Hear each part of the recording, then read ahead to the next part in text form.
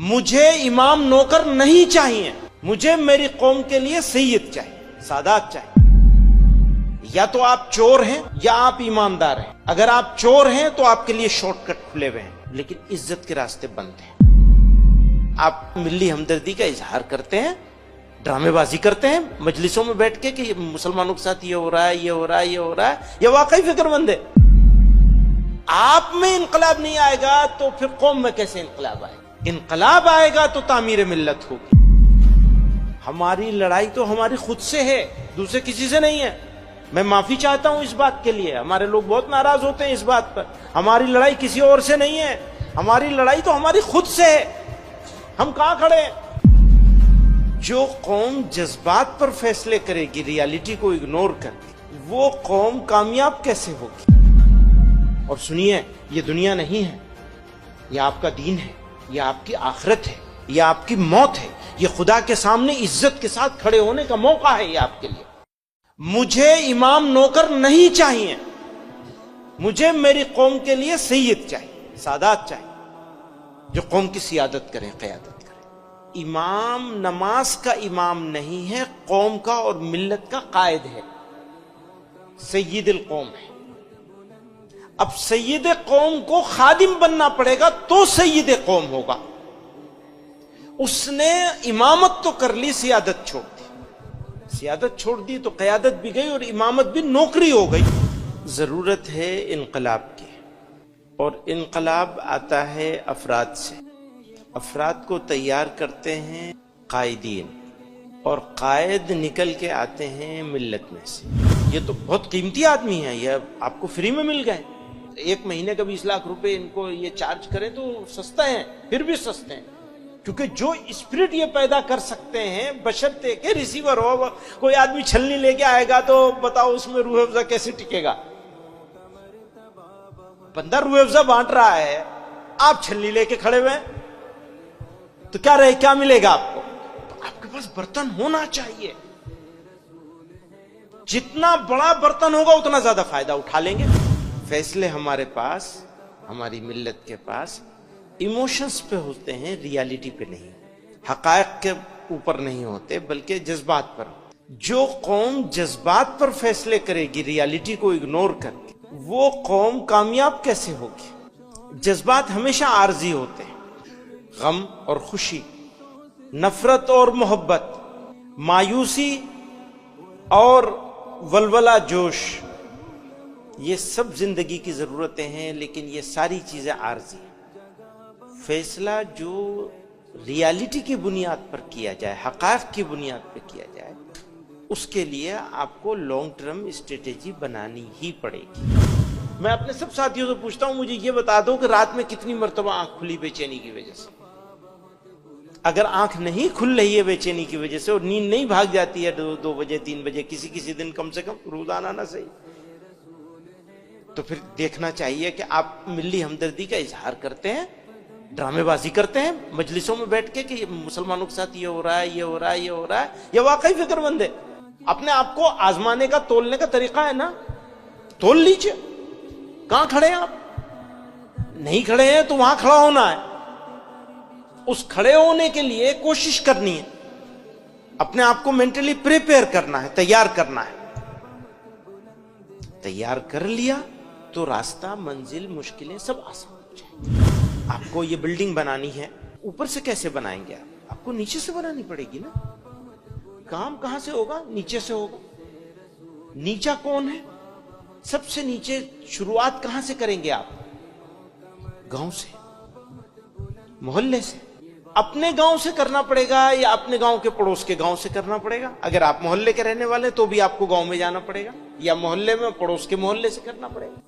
آپ کا محلہ نہیں سدھرے گا، آپ کا گاؤں نہیں سدھرے گا، تو ملک کے مسلمان کیسے سدھریں گے؟ کوئی راستہ شارٹ کٹ نہیں ہے، انفرادی زندگی میں بھی کوئی راستہ شارٹ کٹ نہیں ہے، کبھی یاد رکھیے گا اس بات۔ کوئی شارٹ کٹ نہیں ہے۔ یا تو آپ چور ہیں یا آپ ایماندار ہیں۔ اگر آپ چور ہیں تو آپ کے لیے شارٹ کٹ کھلے ہوئے ہیں، لیکن عزت کے راستے بند ہیں۔ یا آپ ایماندار ہیں تو آپ کے لیے کوئی شارٹ کٹ نہیں۔ آپ کو ہمیشہ لمبا راستہ چاہیے. اچھا اگر ہم مسلمان نہ ہوتے خدا نخواستہ پھر بھی ہم کو کامیاب ہونا ہوتا ظاہری زندگی میں دنیا میں, تو کیا کوئی راستہ شارٹ کٹ کا ہے دنیا کے لیے, دنیا داروں کے لیے, دنیا والوں کے لیے, غیر مسلموں کے لیے؟ کسی کے لیے شارٹ کٹ نہیں ہے. اور جو شارٹ کٹ مارتا ہے وہ چور ہوتا ہے. آپ اپنے دل کو ٹھیک کر لیجیے, دل ٹھیک ہوگا منور زمان صاحب سے آپ فائدہ اٹھا سکیں گے, ورنہ فائدہ نہیں اٹھا سکیں گے. اور یہ اپرچونٹی بہت کم لوگوں کو ملتی ہے کہ ان کے جیسے لوگ مل جائیں. انہوں نے آپ لوگوں کی اور ملت کی ضرورت کو محسوس کر کے اپنی طرف سے پیشکش کری اور اویلیبل ہو گئے. موسم, ماحول, آرام, راحت, گھر, بچے, سسٹم سب چھوڑ کر کے آپ کے ساتھ آ کے بیٹھے. ناقدروں کو تو چیزیں ملا نہیں کرتی, آپ کو قدر کرنی پڑے گی. قدر کریں گے تو فائدہ اٹھا لیں گے, نہیں قدر کریں گے تو فائدہ نہیں اٹھا پائیں گے. اچھا ناقدروں کے مقدر میں اللہ تعالیٰ نے ہی مہر رکھ دی ہے, قدردان لوگ ہی فائدہ اٹھا سکتے ہیں, ورنہ تو بہانے ہزار ہیں. مجھے نزلہ ہو گیا, مجھے زکام ہو گیا, مجھے بخار ہو گیا. جی نہیں, ہماری لڑائی تو ہماری خود سے ہے, دوسرے کسی سے نہیں ہے. میں معافی چاہتا ہوں اس بات کے لیے, ہمارے لوگ بہت ناراض ہوتے ہیں اس بات پر. ہماری لڑائی کسی اور سے نہیں ہے, ہماری لڑائی تو ہماری خود سے ہے. ہم کہاں کھڑے ہیں؟ آپ بھی آئے تو اپوائنٹمنٹ مانگ کے آئے بنا, آپ کو خود سے ملاقات کے لیے اپوائنٹمنٹ چاہیے. خود سے ملاقات کا سب سے بہترین وقت وہ ہوتا ہے جب آدمی ذکر کر رہا ہو. بس اسی وقت ملیں گے ہم آپ سے. ہم اپنے آپ کو کہہ دیجئے کہ تم سے اب میں نہیں ملتا. کہہ سکتے ہیں. جن لوگوں کی یہ انشاءاللہ لمبی ہو گئی ان کو زندگی کا مزہ آ جائے گا. تکلیف میں مزہ ہے, آرام میں مزہ نہیں. آرام میں بہت مزہ ہے لیکن تکلیف میں اس سے زیادہ مزہ ہے. بولنے میں بہت مزہ ہے لیکن خاموش رہنے میں اس سے زیادہ مزہ ہے. کھانے میں بہت مزہ ہے لیکن بھوکے رہنے میں اس سے اور زیادہ مزہ ہے. تو یہ 4 لین ہائی وے ہے, اب کتنا تیز دوڑ سکو گے تمہارا کام ہوگا, ڈیپینڈ کرے گا تمہارے اوپر. کیا آپ کیا سوچتے ہیں, ٹائم پاس کر رہے ہیں یا زندگی میں انقلاب اور تبدیلی لے کر کے آنی ہے؟ آپ میں انقلاب نہیں آئے گا تو پھر قوم میں کیسے انقلاب آئے گا؟ انقلاب آئے گا تو تعمیر ملت ہوگی. اور سنیے, یہ دنیا نہیں ہے, یہ آپ کا دین ہے, یہ آپ کی آخرت ہے, یہ آپ کی موت ہے. یہ خدا کے سامنے عزت کے ساتھ کھڑے ہونے کا موقع ہے یہ آپ کے لیے. یہ دنیا نہیں ہے جو آپ انگلش سیکھ رہے ہیں, زبان سیکھ رہے ہیں, آپ کو تربیت کی کوشش کری جا رہی ہے. یہ آخرت ہی کے لیے, دنیا کے لیے کچھ نہیں. البتہ اللہ تعالیٰ دنیا میں آپ کو بدلے میں عزت ضرور عطا کریں گے. اللہ تعالیٰ آپ کو ضائع نہیں کریں گے, بشرطے کہ اللہ تعالیٰ کے ساتھ آپ کا رابطہ. شاعر نے کہا, کارواں کو منزلوں کا انتظار ہے, کارواں کو منزلوں کا انتظار ہے.